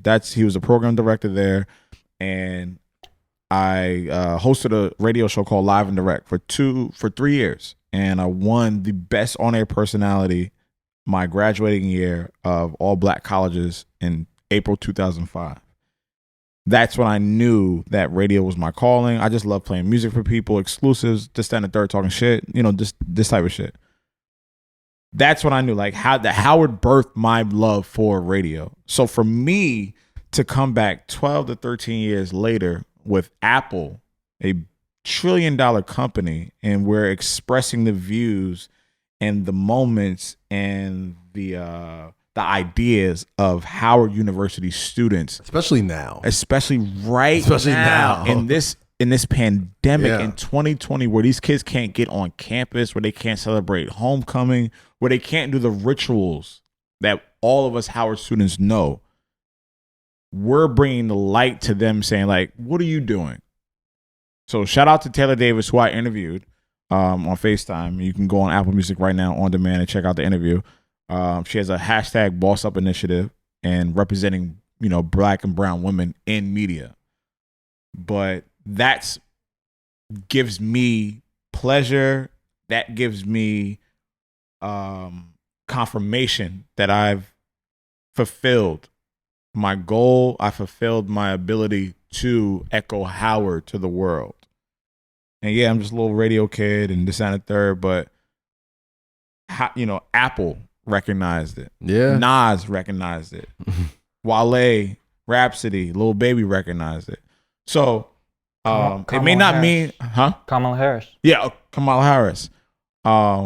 It may not mean a lot to y'all, but it means a lot to me.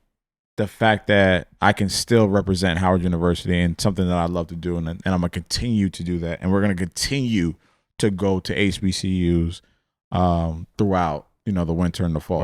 So it's not just Howard. Howard. Kamala Harris and those awful Tims. But shout out to Rap Life Live. Shout out to Apple Music. Shout out to Ebro. Shout out to Nadeska. We're not just doing Howard. We're going other places. But we'll further announce that. But everyone in the Shade Room comments, it's not just Howard University. So let's just stop with that. We'll be moving. We can't wait to see it. We're moving. All right, Jake. What else we got, brother? I just want to make a quick correction on something said earlier. Jimmy Butler is from Houston, Texas. I just didn't want to get Really? Oh, you fucked up on that one. Yeah, he went to Marquette. He went to Marquette. That's what it was. Nah. Yeah. Well, I just didn't. Not didn't bad. want Well, he does look like a Houston nigga now. Yeah.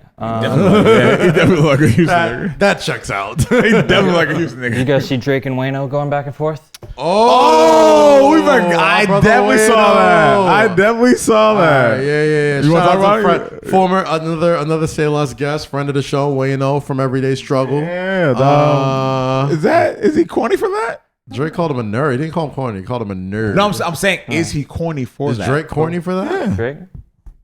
Here's my thing. Okay. Much like Kevin Durant, I'll never get mad at somebody who is the center of many conversations responding. You know what I mean? We always want our celebrities and our athletes and people in the public eye to be much more. Yeah, Jake, I'm sorry. I don't want to do this to you. I'm sorry. We always want them to be as transparent as possible. We always want them to say what's on their mind. Bro.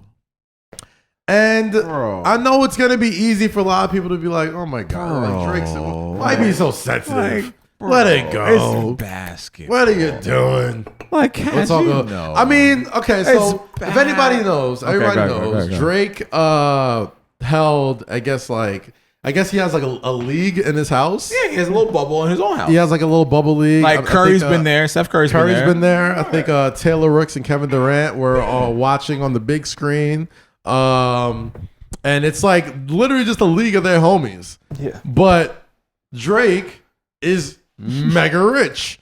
And he's mega sensitive. And mega rich and mega sensitive. So, and the championship, they celebrated like the Raptors last year. There were step and repeats. There was champagne popping. There was an actual trophy.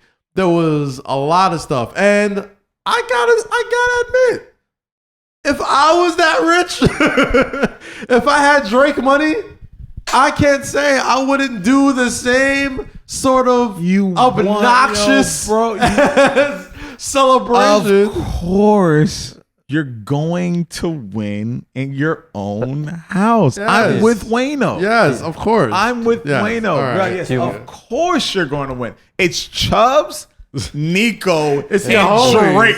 It's the fucking... So you mean to tell me if we were having a what tournament? What NFS? Perfect example. All right, For let's folks go. who may not know what NFS was. Nike Football Society. The Nike Football Society was a 3 or 4 year About 4 year. incredible program put together by Nike and like New York City influencers, right? I was in the league. Lowe was in the league. A lot of our friends from either magazines or Nike, working at Nike, or just like influencers, NBA artists. Like like there's a lot of people just like mixed in. Brittany Sky was in it. Like Vashti was in it. Kersey, what's up? Cass, you dropped something. Not lots of name drops. I'm just trying to bring people in. Like it was an influencer flag football league, right? And it was mad fun. But it was on Nike's dime. So not only did we have like these great home games, like we had like websites for the stats. Yeah. We had commercial, like people got like quote unquote endorsement deals if you had like a big week or whatever. Like also, Della, shout out to VL. shout out to VL. Keep going. Do your 5, all that. Do your 5, yeah, of course. Do your 5. It was like, you know, people got endorsements. Like it was a Nike league, but like Jordan was like pushing out like a CP3 sneaker one day. So it was like, oh, Cavs, we want you to like do a commercial for the CP3 or whatever. And we had a combine. Like we had like real NFL guys come in. It was a draft. It was like a draft and all. Do the vertical. It was a Super Bowl and MetLife. And they had the Super Bowl at MetLife Stadium with. It looks just like how it is now. Nobody in the stands, just us. Like just and it had our pictures on had the our fucking, pictures. Yeah. They had they was using the big screen or whatever. They had pyro, fireworks, entirely too much for a fantasy football league. Okay, you mean to tell me? No, hold on. After everything's said, right? So imagine me, you, Cam and CGF has started that league, right? Yes. And then our team wins the entire thing. That's all Wayno was saying. Is like, bro, yeah, of course y'all won. Like, this is your shit. Do you understand that? Here's the thing. You know how you do it if you're Drake. If you're Drake, we haven't said the comments. Do you want me to read those? Real quick? Read the comments. I'm just saying, bro. So Wayno commented on Drake's post. Of course, he won the championship game in his own gym. LOL. To which Drake replied, "You love to shout about next man. You're a nerd." I love how Drake always whenever Drake disses somebody, he always removes words. It's man. Shout out next man. You're always commenting on next man. Nah, like, bro, okay. This is my thing, eh? I'm like, yo, Drake, just call him a nerd. Bad man thing, eh? Like, yo, my nigga, you a nerd. Trust me, daddy. Yo, bro, Trust me, daddy. He's definitely gonna, like, if he sees it, he's definitely gonna, like, call me a nerd. Yeah, probably. I hope so. But I got your smoke. Probably. Shut up. Don't do that. Don't do that. I'm joking. You already got the smoke one time. You don't want the owls coming after you. Really please. Don't want that, nigga. Not the owls, but the apples too. Nah, but Drake. If I'm Drake, I say, yo, I would pull up. Thank you. Like, you don't think? Pull up. See, I knew you would understand that. Pull up. Defend your crap. Yo, what was it? Gather your crew. You mean? Bro, all I would if I'll get my whole print on. And then afterwards, you know what you do, Drake? You serve the motherfucking pancakes. if I'm Drake, yo, my nigga, you trash. Pull up. Pull up. That's all you gotta do. Because that's all Wayno's saying. That's all he's saying. Yeah, nigga, of course you won in your own bubble. It's like playing against some real hoopers. Or like, I looked at it like you're challenging. Like, there's no music. Like, yo, is that there's a no challenge? rapper shit. Yeah. I'm like, yo, if I'm Drake, I'm like, so what are you saying? Yo, what's up?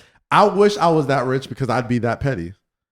I would fly you out. I would fly you out. I'm like, get on air, Drake. Bring your 5 folks. Gather your crew. Like, well, where you from? You're flying from Newark, you peasant. Got you. You're not flying from Teterboro. Meet me at Teterboro. Bro. I have the plane right in there. Come on, Drake. Yo, Drake. Sitting there waiting in the gear already. Like, in the plane. As soon as they hop on the plane, the headband and the shorts on, like. Bro, and you, bro. Stretching. And you know, yo, listen. And you know Drake sits with his leg like this, like. Pull up. Just stare at him the whole flight over. It's a quick flight from Toronto to New York. It's an hour and a half, maybe. Private, it's probably quicker. It's probably like 30 private? minutes. 45. Probably 30 minutes. Just sit there and stare at them for 30 minutes like, What you said? Land right on the roof of the house. But no, we playing right now. Right now, yo. You hop on, you don't even go into the house, you don't go there, but roll the ball up, check. Wayno. I wanna listen. I would love to see it. I wanna see Wayno and Drake 1-on-1, first person of 5. I'm challenging both of you. They gotta hoop it out. Wayno and Drake. Fuck all the comment shit. Fuck all the comment shit. Fuck all this comment shit. Wayno and Drake, y'all gotta hoop it up. It's not that deep. Wayno's not a nerd. Drake is okay. I'm not Drake squad. Yo, Drake is hilarious. Versus that nigga's hilarious. Versus the Joe Budden podcast squad. Hooping. Who wins? JBP. That's the game. That's the game. Well, Drake. All right. So, Drake is built like Kendrick Perkins. Joe gonna DM up. I look like him. So. Well, you're not built like him. Like Drake is like. I don't know where all this came from, but like that nigga's built like Kendrick Perkins. I don't know what Nico does. Chubbs is maybe Chubbs is the clink clink Kyle Lowry without the actual skill. Joe is Robert Ory. Yo, Joe with the worst yo Joe, bro. Joe every Joe screen is. We're going out of the way, bro. I don't want anyone. I don't ever want to play basketball against anyone setting screens in Dockers. Taking charge. Joe had Dockers on. It's not even. No, screen Joe had this. Joe had the same pants on that Childish Gambino had in the This Is America video. Joe be setting them Steven Adams screens, just not even trying to stand still. Just. The Draymond screen. His grunt is so disgusting. But anyway, here's the other thing. Rory's on the other side.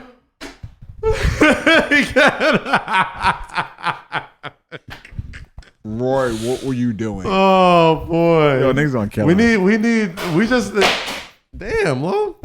Oh, there you go.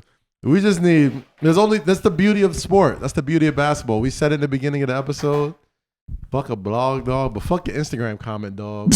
Yo.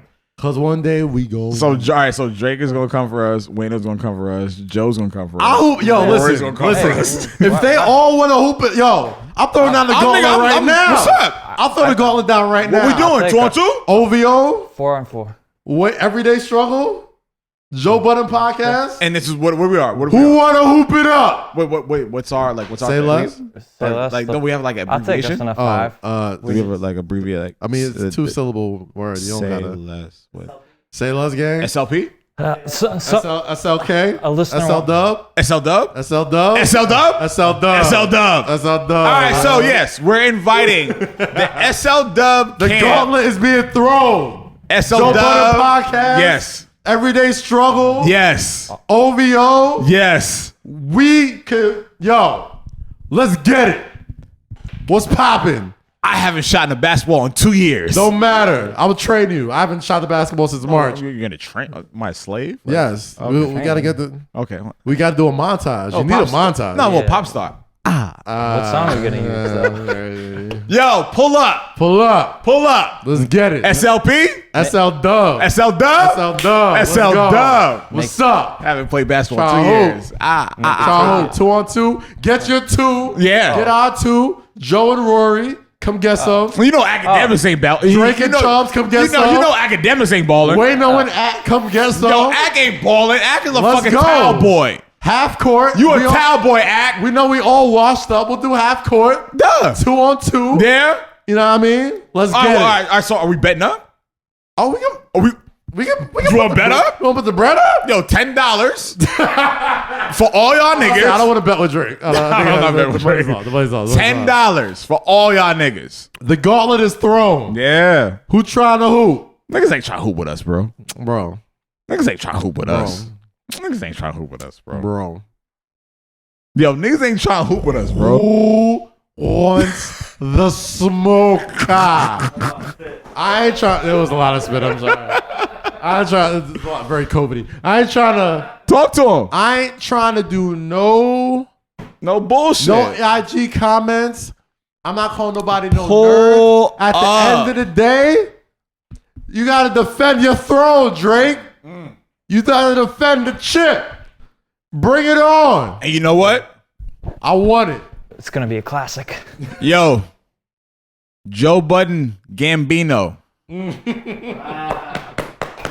I want that one-on-one. Yeah. I'm tired of you walking around these courts. Come get it. With these fucking Dockers on. Come get it. Put some shorts on and let's hoop it up. Let's hoop it up. And Certified Lover Boy. I got that smoke for you, bro. We'll do a round robin tournament. That's what I'm talking about. Everyday struggle, say less, Joe Budden. Winner goes to Air Canada. we're booking flights for this nigga. Winner goes to Air Canada to defend the OVO Championship. Niggas go wash Chubbs and Joe and no, like we're gonna wash niggas. Like if we who won it?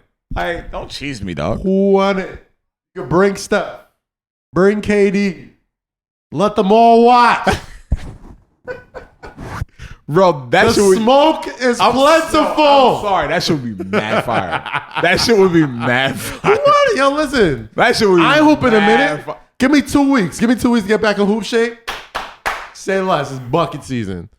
I really want to say like this was an important and fun episode. Like, this was needed. I like this. Quick hits, Jake. What we got? Give me something, Jake. Hit me up. Let's run home. Said we good? That's it. Yeah. That's it. If you want to talk stuff, we can. But whatever. What you got? Who you got in the Lakers Nuggets game tonight? Charles Barkley threw out the brooms.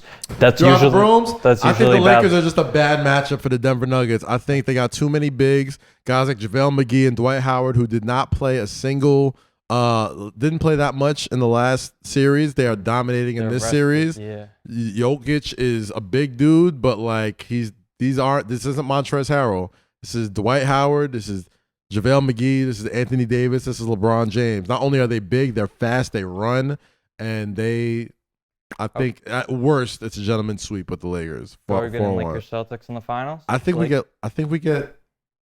Either way, it's a good story.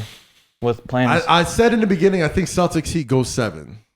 I think Celtics Heat goes 7. And what is it 2-1 or 2-1? It's 2-1 now. 2-1. Okay. Celtics won last night. Got you. Jaylen Brown and Jason Tatum balled out. I believe, even though they're down 2-0, I feel like the Celtics have the best player on the team in Jason Tatum, and any team with the best player is never out of it. And we saw that last night. I love the Heat. I love their makeup. I think they're a bunch of dogs. You know what I mean? I love Duncan Robinson. I love his story.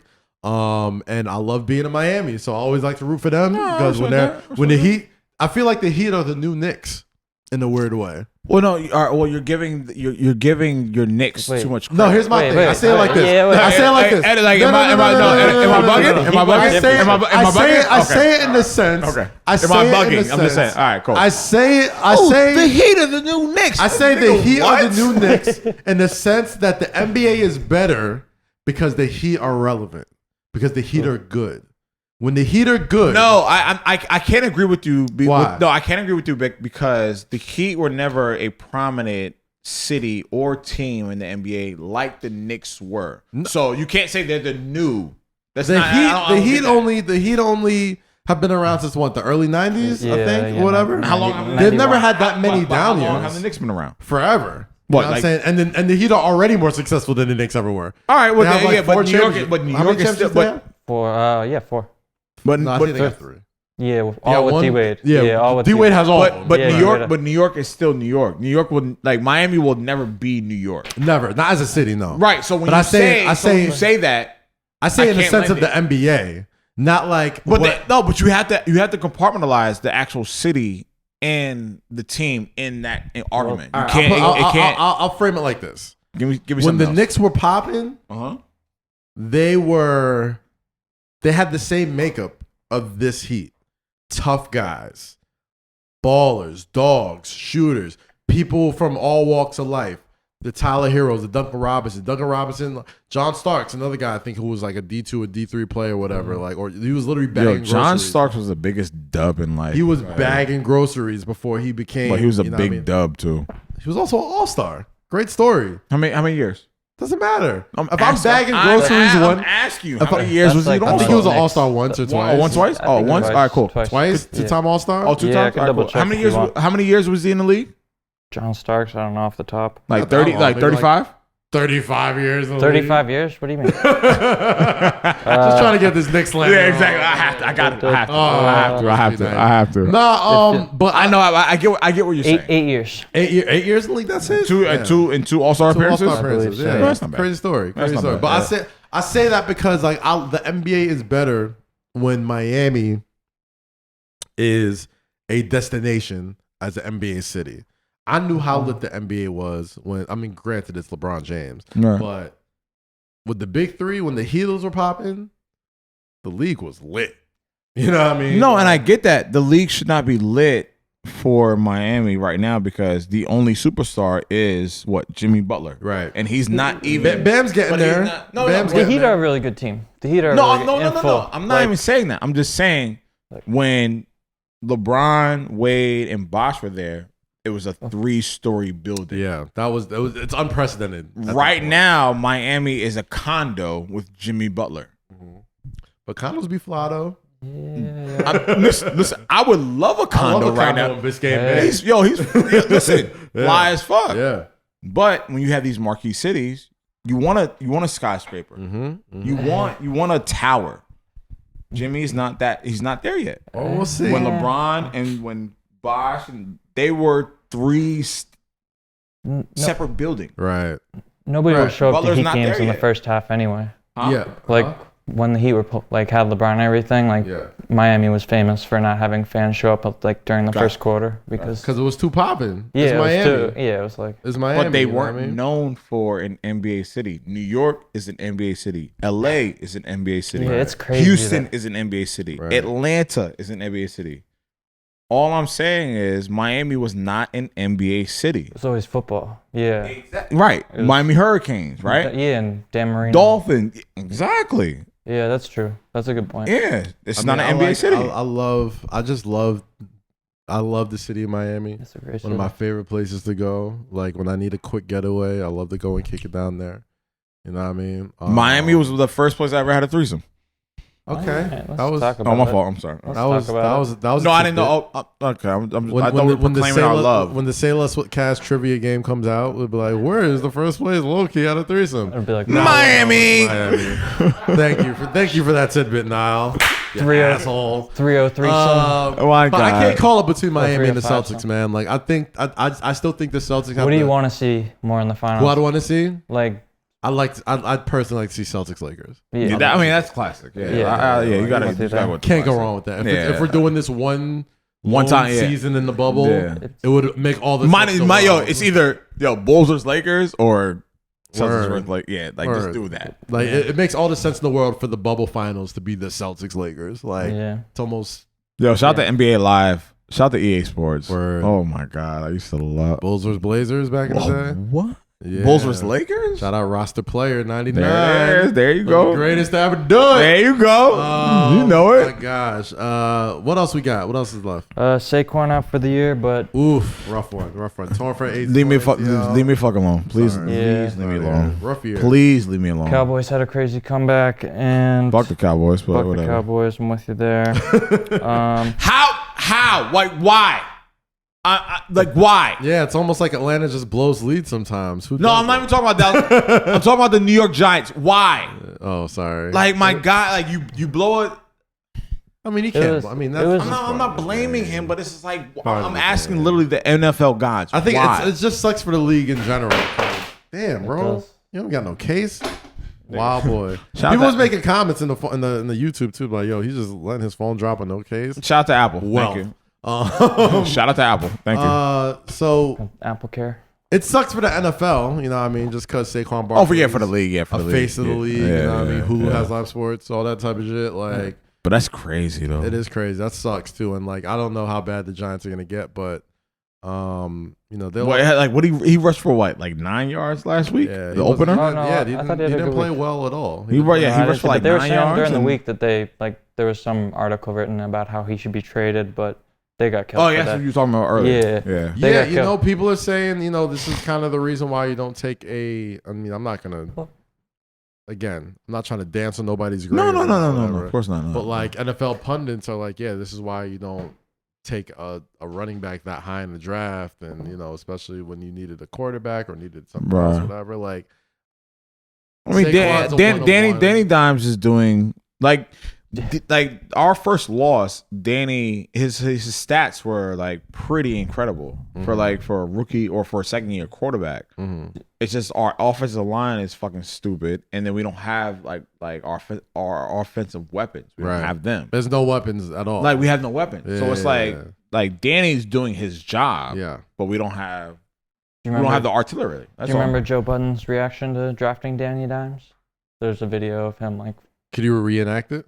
I can't get that expressive, but he was very emotional. Like, shut. He was upset. And I mean, shout to Joe, shout to Rory, and shout to Maul. Y'all niggas are pioneers. Salute, we love y'all, man. We love y'all. They back free ball. Back free, they back free born. Yeah, they free born. You see Spotify stock dropped when Kaz dropped the announcement. We're not gonna talk about that. I mean, we're Gucci. We're Gucci, bro. All right. Let's take it home, guys. Let's do it. Let's wrap this show up. Let's do it. Make sure you subscribe to youtube.com/Kazim. Like we say each and every week, tell a friend to tell a friend. Subscribe, leave a comment. Yes. Rate 5 stars. Yes. Ain't nothing better than word of mouth. Yes. If you like the show, tell a friend. Yes. If you're enjoying it, Tell a friend. Yes. If you don't watch on YouTube, subscribe everywhere you get on podcasts. Whether that's Apple, Spotify, Amazon, Google Play, SoundCloud, wherever you listen to podcasts, get that shit. Type in Say Less with Kaz and Lowkey and hit subscribe. God damn it. Like we say each and every week, stay free, stay safe, and always say less. And I'm not about to apologize to you. Wear your fucking mask.